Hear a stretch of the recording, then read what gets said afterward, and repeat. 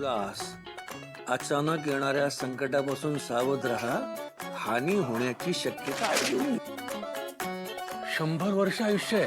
आता भविष्य वाचताना तुझाच चेहरा माझ्या डोळ्यासमोर आला होता. तुम्ही आज राशी भविष्य वाचत बसा. उद्या निशीमुळे निधन वार्ता या सदरात बातमी येईल माझी. चौरेखा माधव बेलसरे भावपूर्ण श्रद्धांजली.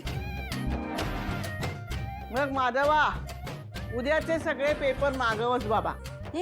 तुम्हाला तेच हवंय ना? नाही, मी नकोच आहे तुम्हाला या घरामध्ये. पण एक लक्षात ठेवा, मी जेव्हा नसेन ना तेव्हा तुम्हाला दोघांना किंमत कळेल माझी. नाही नाही ग, पेपर मध्ये ती कोडी येतात की नाही, ती सोडवल्यानंतर ते मिक्सर सारख्या वस्तू जिंकायला मिळतात की नाही, म्हणून म्हटलं. टोमणे कळतात मला तुमचे, पण तुमच्याशी ना बोलणंच व्यर्थ आहे. हो, तुम्ही त्या तारिणीला फोन लावलात का? नाही, आणि करणारही नाही. का? अगं रेखा, तो खांडेकरांच्या घरातला प्रश्न आहे. आता त्यामध्ये पडायचा मला काय अधिकार आहे? अहो, पण त्याच खांडेकरांची दुसरी सून हे तुमची लेक आहे, हे विसरलात का सवयीने? काही विसरलो नाहीये, पण मी माझ्या लेकीच्या संसारात अजिबात लुडबुड करणार नाहीये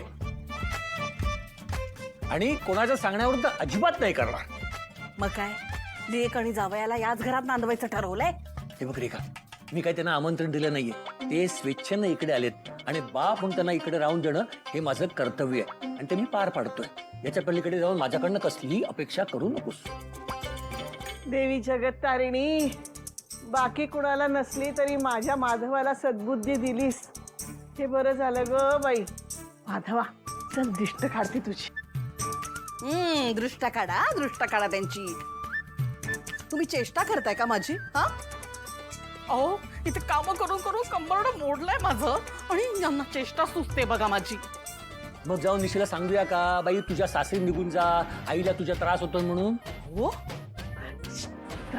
त्रास नाही, ओझ. अगं दोन्ही एकच ग. हे बघ, तुला अवघडल्यासारखं वाटत असेल तर मी जाऊन सांगू का तिला? अहो, पाहुण्यांना असं काही सांगायची गरज नाहीये. त्यापेक्षा त्या तारिणीला फोन करा ना आणि म्हणा माफी माग. पण तिची चूक नसेल तर ती कशाला माफी मागेल? माधवा, अजिबात कोणाला फोन करायची गरज नाही. ओ, मी सांगते तुम्हाला, तिला फोन लावा आत्ताच्या आत्ता. माधवा, फोन लावायचा नाही. मी तुम्हाला सांगितलं ना, फोन लावा म्हटलं ना, लावा फोन तिला. माधवा, फोन लावलास तर बघ. हा, मम्मा, काय ग?